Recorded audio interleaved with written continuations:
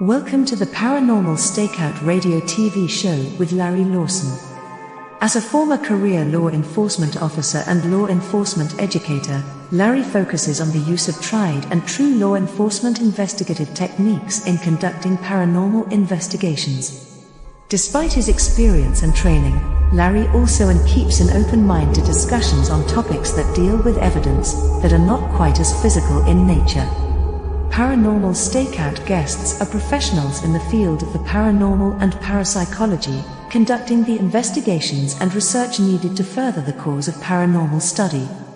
Larry advocates an agenda of standardization of structure and training in the field of paranormal investigation and research for the purpose of one day being able to produce the evidence needed to convince a jury of the existence of the paranormal. Whether it is ghosts, UFOs, unsolved mysteries, hauntings or cryptids, no topic is beyond the investigative reach of Larry Lawson and the Paranormal Stakeout radio TV show team. Now, here is the host of the Paranormal Stakeout radio TV show, Larry Lawson.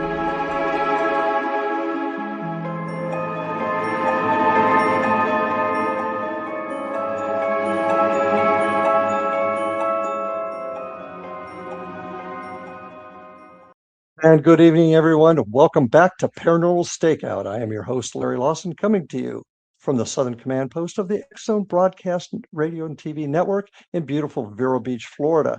Glad to have everybody back. Especially, I want to say hello to all of our new listeners and friends on the CanCom broadcast network. Sure happy to have you here, and we're live, and that's another exciting thing about the show now. We are live, so if you got comments, thoughts, please feel free to type in and tell us about it. Got a great show for you tonight. I'm very, very excited about it. I mean, my guest tonight, you've seen him originally on the TV show Haunted Collector as the tech specialist, and later on the different TV shows, including more recently, Paranormal Channel, travel channels, Paranormal Caught on Camera. You've also seen him on Doomsday Caught on Camera, as well as dozens of different shows. He's also an author. Grains of Sand, Tales of a Paranormal Life. He's also working on a really, really terrific project right now called History of the Paranormal Mobile Exhibit, where he's taken around the country to teach folks about the experiences and the rich tapestry of the supernatural lore throughout history, offering visitors a glimpse into the enigmatic world of ghosts, cryptids, and otherworldly phenomena. So this is an opportunity to see during these events the history of the paranormal. His name, you've heard of him, you've seen him. His name is Brian Cano, and I want to welcome Brian to the show tonight. Brian, good to see you. Good to have you back on Paranormal Stakeout. Hey, Larry, it's good to be back. Yeah, it's tough to get all of your resume in there. You've done so much, and you've done really so much to help the paranormal community. With how you present yourself in the different events that you've done, and just the way you share your experiences. And at the off chance that perhaps there's somebody out there that hasn't gotten to know you yet, take a couple minutes to kind of tell us about how you got to where you are today. Sheer dumb luck, Larry. I could not have plotted my course to this point. And for those who are versed in parapsychology and know about the block universe theory, they say that the universe has specific waypoints, actual coordinates in time, that things that are bound to happen. It's not fate per se, but it's a more scientific rendering of this, that you can make little small decisions, but certain guideposts are going to happen regardless, as everything moves through space and time. And I gotta say, if anything makes me believe in such a concept, it's the fact that I'm here now doing this. I started kind of officially in the paranormal back in 2002 on a cable access show here in Staten Island, New York, called Scared on Staten Island. And today, I'm planning my Australian tour for later this year. I'm going to be going to France in a couple of weeks. I'm traveling the globe talking to people about this topic. I don't know why people want to hear what I've got to say, but I'm thankful that they do. I started out as a skeptic. I'm a skeptical believer today. There's been a lot of change. Even the last time I was with you down in Florida, I think I was a very different investigator. Yeah, it's about change, it's about growth. But I think evolving. what the paranormal field needs is that ability to change. And I think just asking questions is half that battle. Well, and that's something you and I have talked about in the past. And tonight, kind of our topic, if you will, is raising the bar in the paranormal community. Now, I've been in this business since I actually started investigating around 2008, so a little bit after you. But I've changed myself. I've evolved. I mean, I spent 40 years as a cop, and therefore I was very cynical and upfront. And of course, my mind is open as we evolve. But one thing I've noticed, Brian, is that not a lot has changed in our community. Not a lot has evolved to help us find the answers. So when you talk about raising the bar in the paranormal community, what do you mean? Well, when it comes to the bar, the proverbial bar, a lot of people are limboing under it because it's very low. It all depends on what your goal is. What are you here to do? And a lot of people on social media call it the paranormal field, but it is not really a field. Very few of us are in the field. I feel like I'm field adjacent.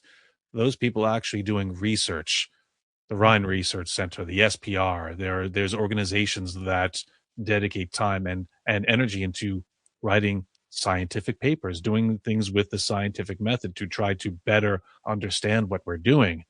They look askance at the ghost hunting community and they're like, yeah, you guys are wasting your time. That's silly.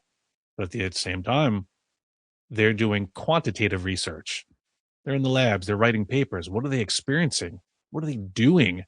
Well, the people in the field who they consider not to be serious are actually experiencing these things. And however they go about it, that's qualitative research. Now, we need both halves. We need both sides. I feel the academics can loosen up a little bit and come into the middle. There's things that can be learned from the enthusiastic black shirt wearing teams. And those teams would do well to come into the middle, learn from the academics, learn to be a little more serious about things, and do things in a way where all this data we're collecting can move the pieces further down the board. And as far as raising that bar, the reason things haven't changed is, yeah, people don't know their goals. They don't know why they're doing this. And For the I purpose. put that down into three categories. Now, the paranormal is not a field, it's a community. There's a lot of people in it. Now, the biggest population of that is the tourist. Now, that's not a slight, that's not a slam. When you say tourist, people are like, oh, that's kind of a negative connotation, but we need tourists.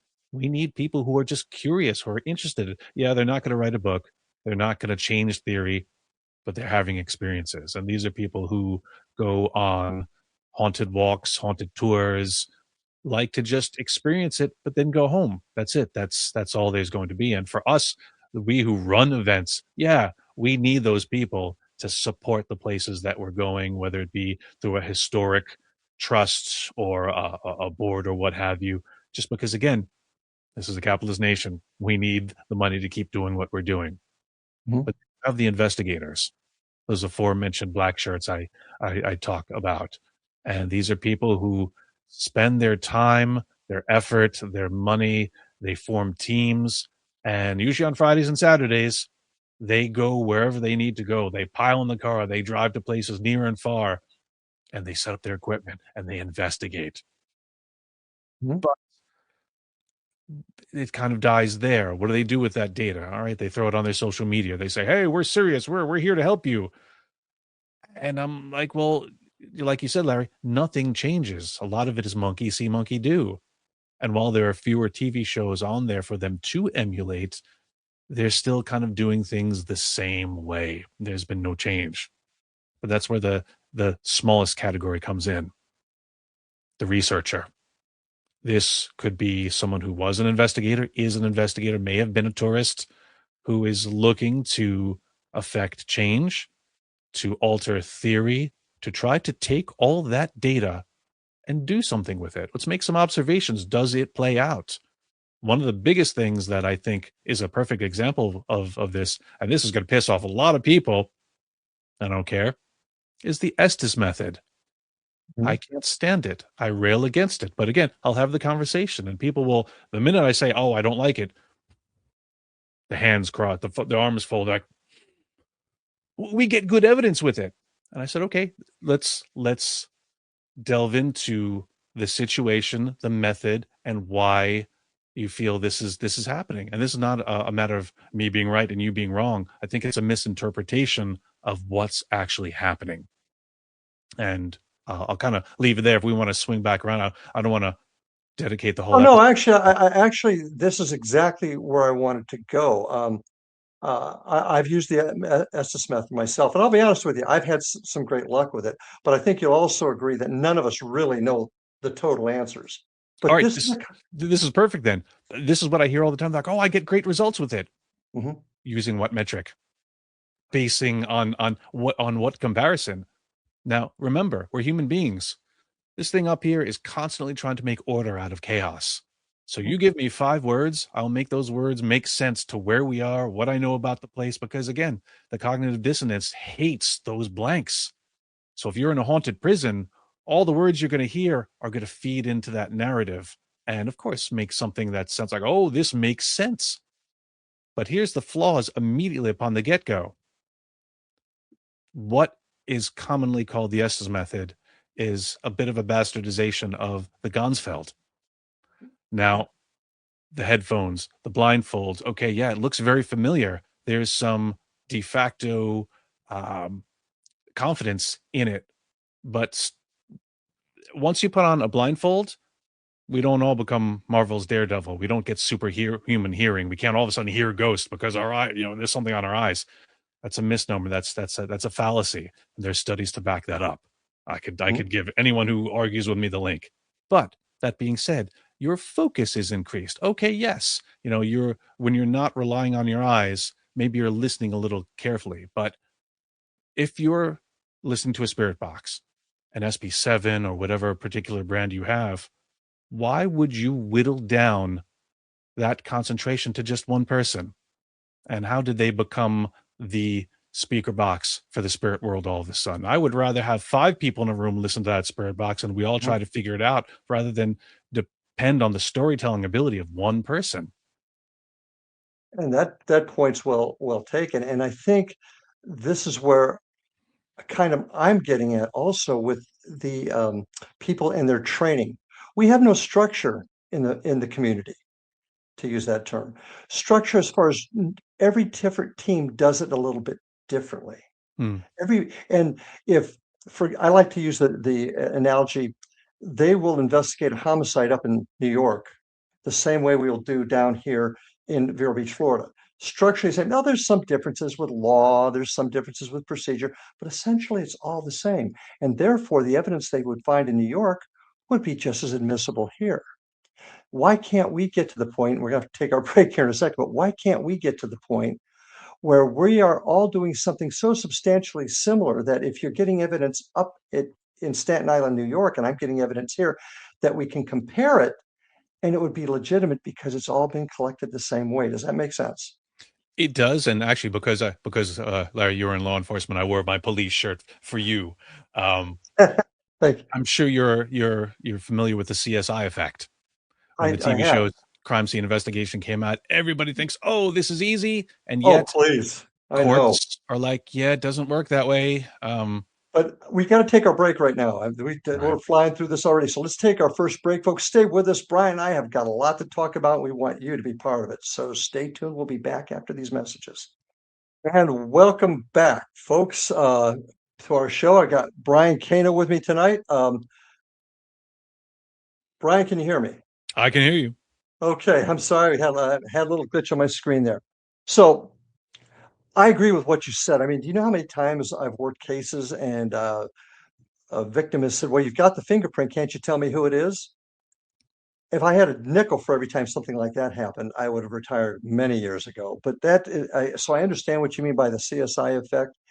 But Well, go that's, ahead with I your mean, thought. Go. the reason I bring that up is because again, it's a TV show method perpetuated by the masses because they see it on TV. They're like, "Oh, this is how it's done," and yet those who are really in the work, for in your case, law enforcement, you're like, "Yeah, it doesn't work that way. Oh, this TV show is really making our job harder because X, Y, and Z.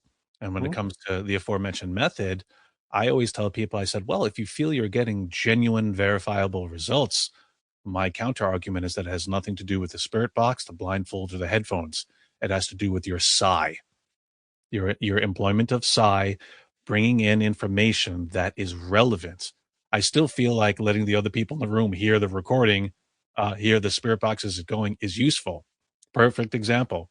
Dustin Perry and I were on a case, and we do something that predates the Estes method. It's called the DOS experiment, dual output spirit box, DOS, two in Spanish. So it works for many different cultures. Now, you have one spirit box and you have two headphones on a splitter. So we're both listening to the same device. Now, again, okay, sure, it would be great to have everybody in the room listening, but here are two people focusing. Now, we're not blindfolded. We're actually writing everything down that we're hearing that we feel is relevant. Writing. You're here. Sure, you're going to hear songs, you're going to hear radio broadcasts, but other things that come through, yeah, you write it down. I'm writing. Dustin is writing. Someone, and because we're listening to the spirit box, all we hear is the. Meanwhile, someone else is asking questions, very much like the other method. They will Mhm. ask the question, and hopefully it will line up to what we're writing down. Now, when a new question is asked, someone will shine a flashlight at our pages so we know, oh, a new question has been asked. Draw a line. Perhaps everything after that line will pertain to that next question, whatever it may be. We don't know what it is, so we are not trying to weave a story. Sure, we know where we are, and those things may happen naturally, but again, now there's two people to to build off of each other. After 10 questions, we shut everything down and we hear the questions. Someone will say, all right, the first question, who's the president of the United States? I'll read out what I got. Dustin read out what he got. We'll see A, what matches, if anything, because again, we're listening to the same broadcast. And B, is it relevant? Now, here's a perfect example that I feel kind of takes the S's method and throws it out the window. Dustin went first. The question was, I forget what it was, but he heard cat, radio, dog, I'm dead. Oh, I'm dead.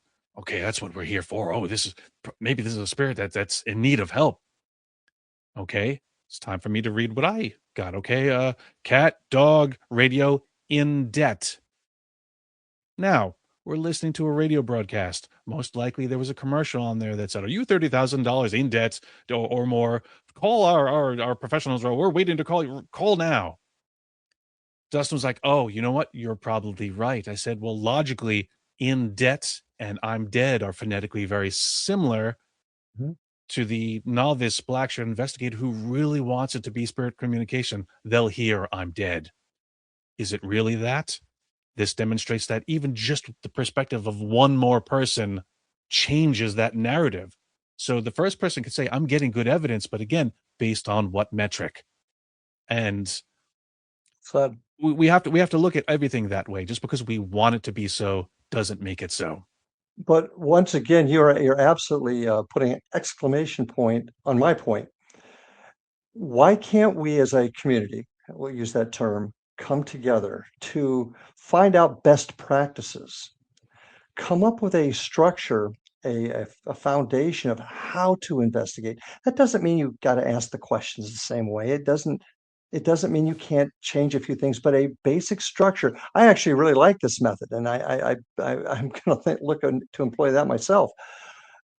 But why can't we all get together and share that type of information, come up with a structure so that when you're conducting an investigation in Spokane, Washington, and we're doing it down here, now how we collect this evidence is going to be similar.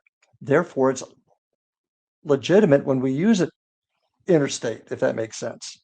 Why can't we get to that point? Why can't we share information with each other and always fight? Well, you don't like the SS method, therefore I'm going to shut you down right now. That's not going to work any longer in this community. I don't think. I think What are it's your thoughts? I think it's human nature. Why can't the states agree on how to balance a budget? Why can't anybody agree north or south of the Mason-Dixon line? Why can't we agree from Puerto Rico to Hawaii on what are best practices? Now, there are certain ways Go to ahead. do things when it's repeatable and when it is um, something that, yeah, we've figured it out. But as far as this, the paranormal is so amorphous. And I'm down with the concept that there are many right ways to do something. Agreed. I do believe there are wrong ways, and I see people doing a lot of the wrong things, which is what I like to try to say, hey, don't do that. But there are Mhm. many right ways to do it, and something that works in one area might not work in another. And I think it comes down to belief. And Okay. I've been getting a lot into consciousness and how it relates to our very existence. And you look at things like the double slit experiment, how observation of something changes the way in which it behaves. Could this be true for our paranormal experiences? Could it be that the way we ask, what we believe, how we employ certain, let's call them superstitions for lack of a better word, you'll have different cultures that believe different things and they come to the question with a different background. The phenomenology of everything differs, and I can't say any of them are wrong. That being Mhm. said, I would love to learn about their particular method to find out, well, why does this work? Or what can be improved? How can I take some of this and make my methods better? But then sometimes you Mhm. come up to that and you're like, yeah, that doesn't work at all. And whether they believe in it or not, perhaps it's working, but something different is happening behind the scenes, very much in a psychosomatic way. And to answer your question, why can't everyone just get on the same page? I don't think we ever will. But that being said, at least if they can agree that there is a certain set of immutable laws, which again, we're nowhere near penning that. But at Okay. least in the data collection, it depends on who you are. Tourist, investigator, researcher. Researcher Well, wants those specific things, but a tourist is like, yeah, I don't care. I had fun. Woo. and and true, and we need to. I call it the thrill seekers or tourists. Yep. I get that we need it, but in law enforcement, to use that term, we have a set of standards that does not. It's not written. I won't say in stone, but it's flexible, just as you're describing. How do we get to a point where if we're going to be successful in the community to find the answers, and I find it interesting your angle on the consciousness there. But if we're going to get to a point where we're going to be able to collect evidence and have legitimate evidence being shared through different organizations, don't we have to have some level of a standard and or an agreement on a certain way to do things? I do. I do think there should be a standards. I've been trying to push standards since I was wearing a black shirt. Okay, And and that's where I I'm coming found from. over the 24 years I've been doing this, my opinions about certain things have changed, and therefore so has my opinions on certain rules. So if opinions on rules can change, how does the rule stay relevant? And again, just to take it back to law enforcement, yeah, I could do something here in New York, but then I cross to Jersey and it's illegal. Not even laws can be agreed uh, across geographies, but something like this is bigger than just Well, the opinions of man. This is talking about the species. This is talking about humanity, and it's all kind of a jumbled soup of all of us. And I think when it comes to data collection, this is the main thing that I think we're all getting it wrong. Where's the data going?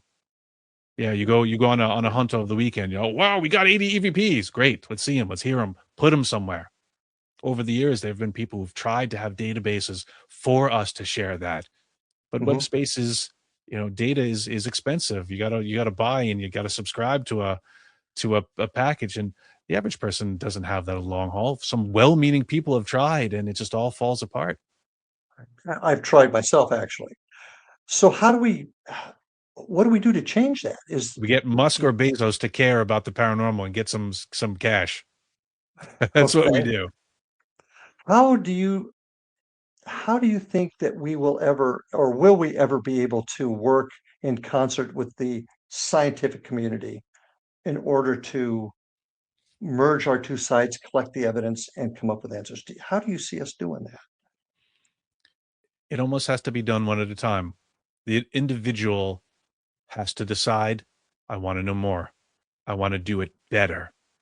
And again, I find myself in that space. I've taken courses at the Rhine Research Center. I've had professors such as Lloyd Auerbach who Mhm. are have been in this a long time and is a name that, yes, you know, if he says something, okay, there's weight behind it. There is process behind it. I found myself in the middle of those two worlds. I've been on TV. I'm potentially part of the problem that I preach against. And I'm trying to use my platform to bring those two ends into the middle, as I said. And things like my history of the paranormal, mobile exhibits, that's an effort to say, all right, guys, this all existed before Jason, Grant, and Zach. They knew, and there are names that, okay, yeah, you might know the name Ed and Lorraine Warren, but if there wasn't a movie about it, would you? Come here, learn the names, learn the places, learn some of the concepts. And if they, I throw a lot of information at people, but if they leave knowing just one more name, like Harry Price, Manuel Swedenborg, the Fox sisters, they go, they tell their group, they tell their friends, we all rise together. All the boats, high tide lifts all boats. Agreed. So, people like yourself, the folks at the Rhine Center, what is preventing us, we shall say, from coming together and creating that, for lack of a better term, a board, a group of respected individuals whose work has been examined and is respected throughout the community, coming together and saying, let's all try together and work under not necessarily this umbrella, but this set of guidelines. It's perspective. What's preventing it? Okay. It's perspective and it's opinion, because again, while you and I share many opinions and we're like, yeah, hey, well, this seems obvious. Why don't we do this? There's people who look at us and go, yeah, they're wrong. No, I'm not following your rules because I do it better, or I know what I'm doing, or I think you're wrong. I remember, I think it was 2007, 2008. I was at a convention, UNivCon, out in State College, Pennsylvania. This was the home base of the TV show Paranormal State. All of them went Oh, to yeah. school here, and they would put on these conventions. And again, well-meaning to try to educate people. And I was with my group at the time, our black shirts. Okay. And I remember some of Well, the guests being Lloyd Auerbach, Lorraine Warren. There's a lot of people, and I still had to get to know all these people. I well, didn't necessarily know. Brian, I hate to do this to you, but we're coming up on our break. So I want to talk about this event you were at, and I want you to expand on that right after this break. Folks, stay with us. Brian's got some great stuff to share with us. We'll be right back after these messages. Oh, apparently I'm in charge of the show now. Welcome back to Paranormal Stakeout with Brian J. Cano. Larry Lawson will be with us soon, and we'll be talking about this time I went to UNivCon many years ago. And when he shows back up, I'll let him hop in. But for now, I control the horizontal and the vertical. So stick with me. It was an attempt. I remember being in their auditorium, and it was very much like the Senate chambers in Star Wars. These layered um, rows, and people from all different groups came, and there was an attempt to form a paranormal congress. I was tickled by the idea that there would be some governing body, some system of checks and balances, someone to report to, and someone to hold a measuring stick up to standards to say, all right, guys, if you want to be part of this, you have to meet these standards so that, again, we can all communicate, share data, and move the dial, just so that we could get some answers. And I remember there was respect, but there was arguing. It felt very much like any kind of Senate or courtroom scene from any movie you might have seen. And I remember sitting there looking around at the people. It was me and another member of my team. We were just like, yeah, I like this, but it's not going to work. Look at them. They're arguing about this. And look at them. Who's plotting? And again, once you put a political model on anything, there's going to be sides. And there's going to be people who, again, well meaning, they believe their side is right. And they're going to try to argue for their agenda. And it fell apart. It never really got off the ground. There was a lot of, again, we left everyone very well meaning. There was going to be an election to see who would be in charge, president, vice president, treasurer, secretary. And there was going to be the representatives from each state, from each group, organization. And again, I still feel something like that would be nice to hold us accountable, a place for us where, yeah, you don't know what to do. All right, there's a resource for you to say, hey, I'm new. How do I start? What are the rules? And rules are important. I mean, whether you have, you're a religious person, whether you are into politics, whether you are into gaming, there are rules. And I feel like you never hear the phrase, there are no experts, more than from people who have just been doing this for a week, a month, just got started. Because while I think expertise in the paranormal cannot be gained, because again, yeah, we don't know exactly what the answers are, experience matters. There's wisdom. I would trust someone who is doing this for 5 years over someone doing this 1 month. Then you have people, again, the aforementioned Lloyd Arbach, one of my mentors, John Zathis. I would trust all of them before someone who angrily shakes their fist and says, I've been doing this for 5 years and there are no experts. But wisdom matters. And the more you have under your belts, the more you can give back to people and say, yeah, you know what? I've been in this situation many times, and here's what I've learned. And hopefully, all those years, as they continue to accrue, yeah, you could still be old and still be wrong, but you know, something to be said for experience and wisdom. So I always rail against that. I say, yeah, okay, yeah, there are no experts, but I think wisdom matters.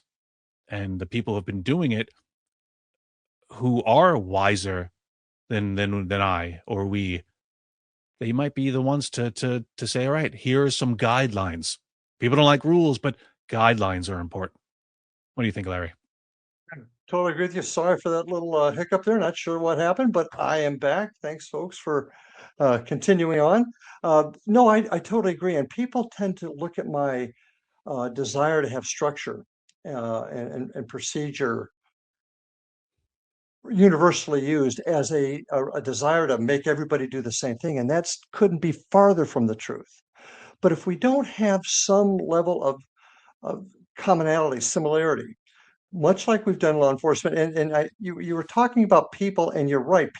Cops are the same way. For the longest times, we wouldn't talk to each other, and that's changed. It took a cultural change in our business so that now we share things between jurisdictions.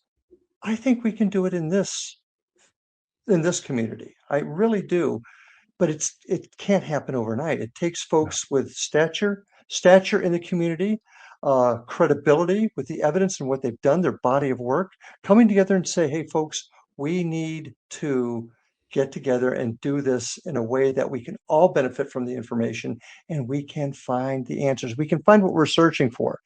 And I think that also goes back to what you said before, is what is our purpose? Is our purpose just to have a thrill? Well, lots of people jump out of a perfectly good airplane with a parachute. I wouldn't do it, but it's a thrill. And that's okay. But for those of us that are searching for the whys, why is this occurring? The researchers, the true investigators, we've got to have some level of structure in order for us to be able to share information and come up with we've got a thing called NCIC in our business where we share stuff across the country, crime-wise. We need to be able to do that in our business. Oh, I agree. I mean, again, I've been yelling at the wind, blue in the face, saying this for years. Even when my personal beliefs differed, I always felt yes, there needed to be structure. Mhm. I've I was probably wearing it when I came down to see you guys last. For my team, we didn't wear black shirts. We wore black BDUs. We were like a paramilitary outfit because I felt that discipline was important, and the fact that, all right, if we whatever we project on the outside is how we're going to behave and act, and there was a Mhm. certain structure to that. Um, and while I look back at some of those pictures and be like, oh my god, what was I wearing? I felt that the impetus behind it was still important. Uh, like I said to you before we started this broadcast, I was like, "Hey, I'm wearing a jacket because people take information better from somebody who's dressed in a jacket rather than just a black T-shirt." Well, Mhm. as you see, I have both a black But T-shirt and jacket. but isn't that all about evolving? I mean, Yes. I've been told by some folks in my business, I used to have a large stick inserted into a part of my anatomy for a long time over stuff because everything had to be you know, boom, boom, boom, very, very strict. Well, I've grown from that, and I understand that while structure is important, you gotta also have a more open mind, open way of doing things, and be willing to look at other people's way of doing things and find the best practices from all of it. And that's really where I'm coming from. And until I think we do that as a community, we're going to be stuck in the same spot. Oh, I mean, I'm in let's. total agreement. We have been stuck. Mhm, That's being said, not everyone has been stuck. There's plenty of people doing good work, doing different things. mhm. You don't often hear about them because again, they've got their heads down and they're doing. But the people who you hear about the most, maybe they have the luxury of a larger platform, maybe a TV show, maybe something else Mhm. that causes them to be. Maybe they bought someone's collection that has a doll that everyone's gaga about. Again, I can't cast down on anyone who has more opportunity. But that being said, when you have it, how are you using it?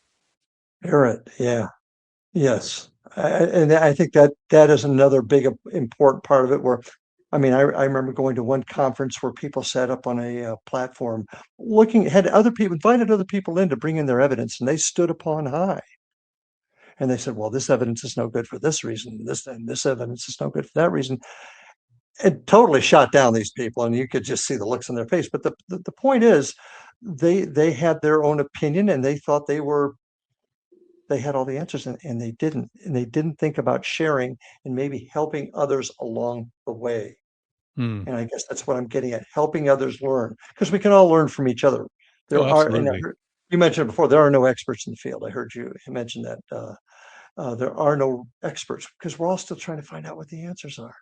Yeah, but that's often used as an equalizer to say we're all the same, and we're not. Well, that's true too. I would agree with that. I mean, To I'd love say to to paper. say to scoff at someone who's been doing this for 40 years and say, "Ah, there are no experts. I've been doing this a month. We're all the same." No, that's just ignorance. Mhm, Are there experts? No, but look at the field of medicine, constantly changing. What drug does what? well, What does this drug do? Oh, I don't know, but we saw the side effect happen to be something that is good. Yeah, let's do that. And as they learn what not to do and what is different, it changes. And so must we. A good scientist is a dreamer. They're going to look mhm, at something that doesn't exist yet and say, how do I get to that? And the common Edison anecdote is, well, you failed 10,000 times, but you finally built the light bulb. Well, I just figured out 10,000 ways how not to make the light bulb. But all it takes is that mhm. one when it does work. But when the experts won't are not flexible enough or open-minded enough to see other ways. That's the problem. That's where I'm coming from when I say there's no experts, because nobody knows 100% what the answers are yet. Can't take away from the folks that have been doing this for so many years. I totally agree with you. But we all have to understand there are different ways. And there's new learning going on every day. And we got to get out of the spot that we're in and start learning, start sharing, start realizing that not everybody has all the answers. That's just my 2 cents worth on that. No, that's true, but that's also why we don't have a set of standards yet because of all those different ways. And Mhm, until something is established that helps people perhaps get those results. And again, maybe that's why like the aforementioned Estes method is so popular because people believe they're getting good results with it. Yeah, you see a lot of people falling into line with that. Um, Mhm. it just takes that good experience. And classic example, personal between you and I. All right, when I came down there and did my psychic projection experiment and got Absolutely. that word to come up, there's still people who come to me and said, "Oh my God, I was there that day. I remember that. I've People tried here that still talk since." about that. Mhm. Yeah, Yeah, so I totally agree. Moving on to another subject, because we could spend the next 5 hours going over this, but I am a little bit curious. Um, what is your personal philosophy, your theory as to what this whole paranormal, whether it be ghosts or cryptids and UFOs connected, what is your theory as to what it is we're experiencing? What do you think I when we believe get it's all those connected. The Mhm, paranormal is an umbrella, and underneath it, you have your ghosts and spirits, you have your UFO experiences, you have your cryptozoology. And I don't think they're necessarily separate categories per se. You can have an experience. Someone will observe something. Maybe to one person, it's a demon. To someone else, it's a jinn. To someone in the UFO community, oh, that's a gray. We mhm, could all be describing aspects of the same thing now because of the disclosure movement that's happening with the government releasing files and practical talk about certain things on just common news shows. They're talking about extraterrestrials, they're talking about aliens, but not only just from other planets, but from other dimensions parallel to ours. People are mhm, talking about the CERN Large Hadron Collider opening up a portal. Something came through, they couldn't put it back. These are things that are being discussed now openly.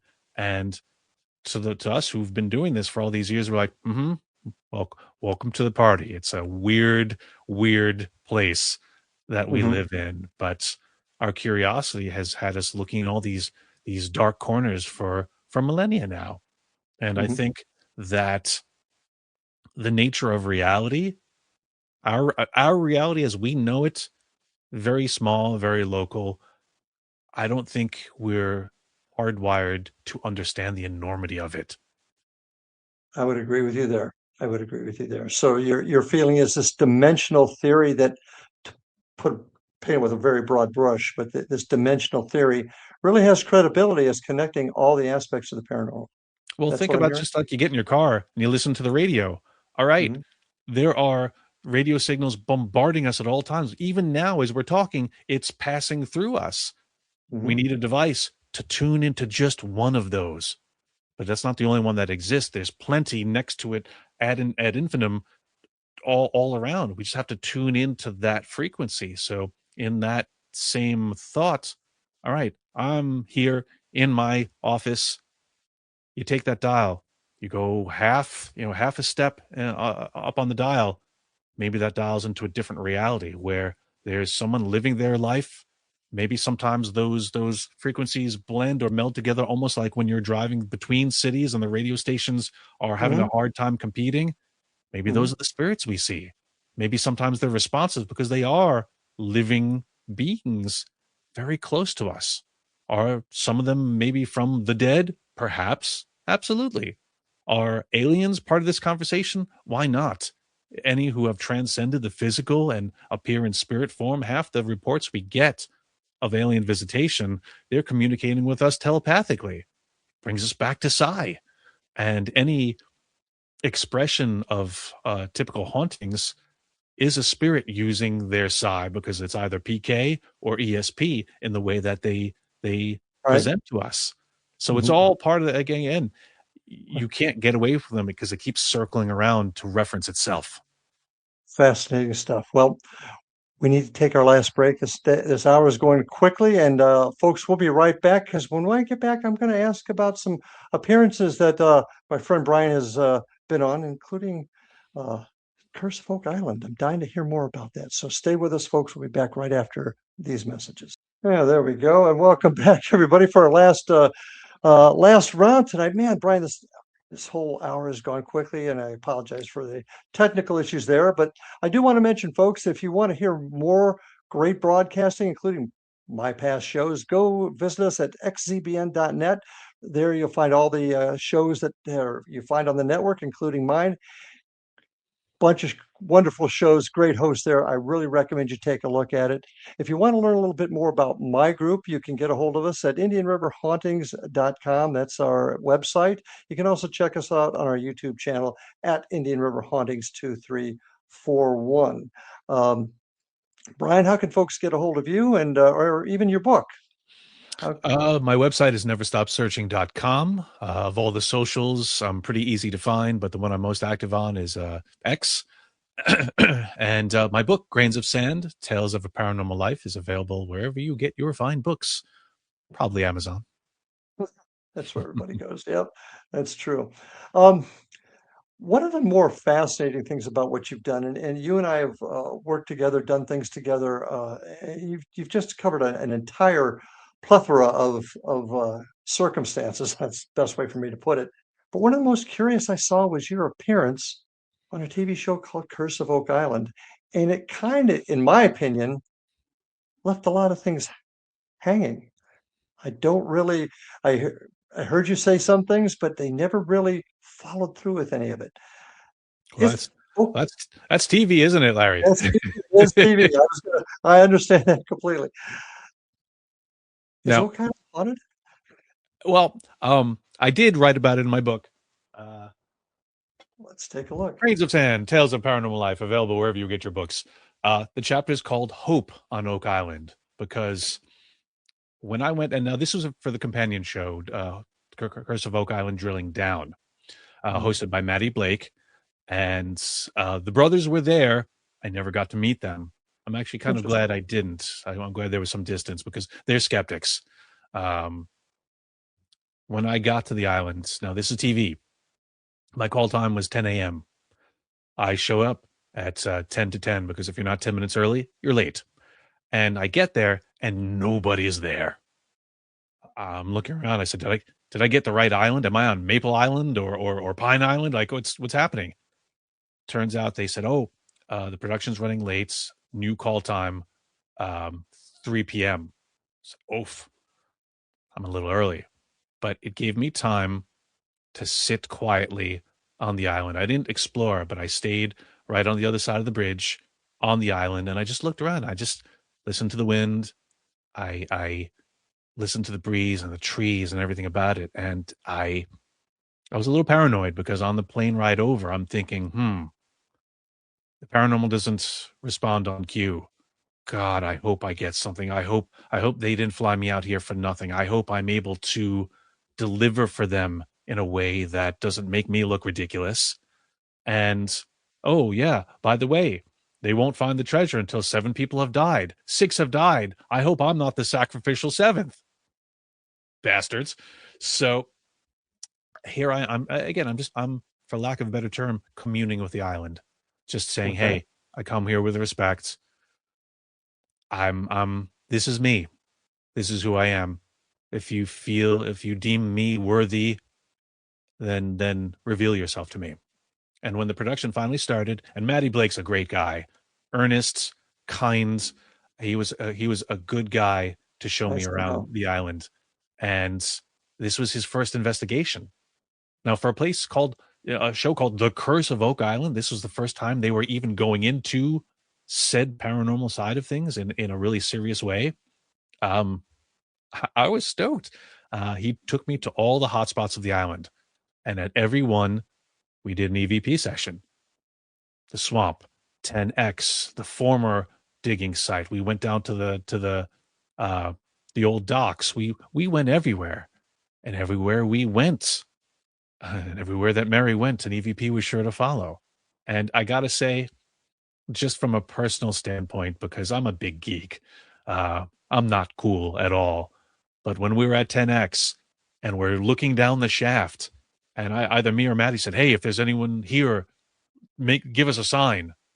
And from the bottom of that shaft went boom. Maddie jumped back. I stayed stone faced, just staring down the chasm of the unknown. I'm like, okay, that was cool.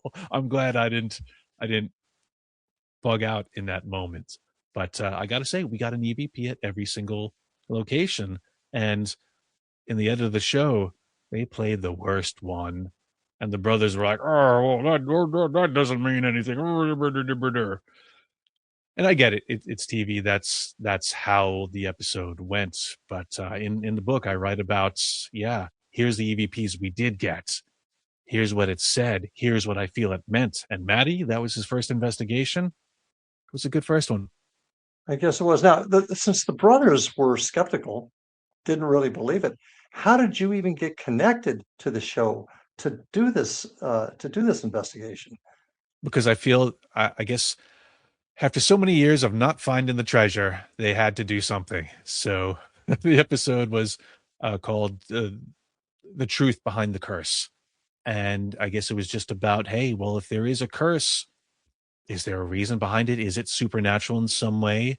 And if it is it something that can be cleared and removed so we can finally get to what we're Okay. searching for? Okay. And actually, I was called for another show because of that appearance.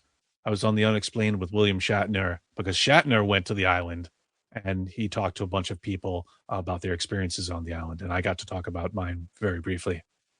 And I had heard that there were people that had experienced things out there, and that's kind of I was really intrigued by the fact that you went out there because it just seemed like that was a piece that was missing, considering the curse and all the things that had happened out there over the years. I'm going to toss another show out to you that I know you haven't been on yet, but want to get your thoughts, and that's the Secret of Skinwalker Ranch. I don't know how. What are your thoughts about? Because I I have have thoughts. some real strong ones. I do too. I want to hear yours. I have thoughts. Well, it's funny because 3 seasons of Haunted Collector, 10 plus seasons of Paranormal Caught on Camera. People only seem to remember me for that brief appearance on Oak Island. And I mean, I'm thankful for it. I would love to go back, but Skinwalker Ranch. Now, there were producers in common between Haunted Collector and Skinwalker Ranch. So when that show first started, there was when I was actually filming for The Unexplained, I met one of them and he goes, yeah, we're going to be firing up again. We should get you there. I said, yes, I want to go. Mm-hmm. But in between then, I read a couple of books about it. They're on my shelf over there. One by George Knapp and one from files from the Pentagon, The Secret of Skinwalker Ranch. And it goes into the story. It goes into what's been reported there and is very much UFO, UAP connected. And the reports of people who've been there, researched there, and have left there with serious illnesses, problems. I don't have good enough insurance to weather that kind of disaster. So I kind of backed off. And the nature of TV, even though I've said, hey, I'm here, I haven't heard anything, but I would consider it. And I'm glad because that when you talk about dimensions, as we mentioned before, and the connection between maybe cryptids, because they've seen creatures out there, at least they've reported seeing creatures out there. I remember somebody seeing something up in the trees. Then you got the UFOs and that old the whole house, I guess the original farmhouse that's out there. I mean, this thing is ripe for a paranormal direction to be taken during that investigation, at least somebody who can talk about that angle. Because if all of these things are connected, and that seems to be the prevailing thought in the community today, what a perfect place to conduct experiments. Well, could it be? I mean, I feel like perhaps there needs to be a marriage of efforts because, all right, they're coming at it scientifically. Yes. They're trying to measure it. They're trying to come at it from a certain way. But all right, if this area, the Ute Indians have stayed away from it because they said, yeah, it's bad over there. That's a spiritual warning. They say, yeah, we don't mess with that. And it seems like there's a reason why. And yes, however you categorize it, be it these large animals that have been seen, these unidentified flying objects or unidentified anomalous phenomenon that are there. Yes, there's been plenty. It overlaps all the categories that we're looking for. And it does seem like a Disneyland of sorts, like, yeah, we got to get in there. But to quote Jurassic Park, just because we can do something, should we? Maybe this is a locked off place for a reason. And again, I don't have a budget or insurance good enough to take care of me if something goes wrong, but damn, I'm curious. Well, and if what a great marriage between the scientific community and the paranormal community to maybe come up with the answers and not only use what we are used to using in our community, but also the scientific methods that they're using. What a terrific marriage to maybe find some important answers. If they pulled it So I, more to the spiritual side and said, yeah, hey, we're going to use the devices to mitigate radiation. We're gonna measure what's going on when maybe they bring in a psychic medium to try to commune. What is happening? Let's get some data. Let's get some numbers. Let's get a there little you go. closer. Well, they've already done that. They've had shamans from the Native American tribes out there conducting events, not a far stretch from our angle of it. Yeah. I'm going to vote for Brian Cano being the official That's paranormal two. investigator. That's two votes. Me and you. But I just, if we're going to, and the only way we're going to get to where we need to be in this community, I keep wanting to say field, and I know you prefer community, um, is to gain that marriage between the scientific side and the spiritual side and find the bridge. And I think that's where a lot of my evolving has happened. I've gone from that cop, got to have tangible evidence to take to court, to realizing that there is a bridge between the two, that we can have both, but we just And got to find it. and yet, as Go a ahead. cop, I'm sure you had hunches. I'm sure Oh, you all you the had, time. and Gut that's feeling. ESP. That's you using psi to say he's dirty. Your captain goes, "You, Larry, but Lawson, stay away from him. No, I gotta take him down." From every I cop can show think and movie in existence. I actually can think of one instance where that kind of happened, but that's a story for a cop program, I guess. Um, but so that's why I wanted to bring that up. What a perfect marriage between the two sides to maybe finally come up with those answers. Now, we've got about a minute and a half left in our show, and I'd like to turn it over to you, and I'd like you to share with us, A, where you think the community's going, and what do we need to do? I've put my 2 cents in worth, but I want to know what you think we need to do to raise that bar and, yeah, get us all on the same page so that we can find the answers and work together. I think that's the crux of it, working together. And wherever we're coming from, it's literally going to take all of us and all the methods and all. Again, you'll need some science, you'll need some spirituality. I made a card game about it, but the way I used to build my team was the three pillars: psychic, scientist, skeptic. You need all those viewpoints to a little tug of war to bring you to that center, because any extreme viewpoints brings you just that, just an extreme viewpoint. And the truth is always somewhere in the middle. So I think Mhm. if we earnestly try, we don't politicize or say, I'm right, you're wrong, but hey, how can we do this better? I see what you're doing. How can we improve that? How can we alter it, combine it? Maybe, and again, it's a liquid thing. Some things will work in some places and some things will work better Others in other won't. places. We have to be Mhm. open to that. And my motto has always been, and my website is, never stop searching. Never stop searching. On that note, my friend, thank you so much for joining us tonight. We could go on for hours on some of these philosophies and theories, and I've really enjoyed it. I hope you'll join us again sometime. And folks, thank Absolutely. you for joining us tonight. We appreciate you being here. Great show.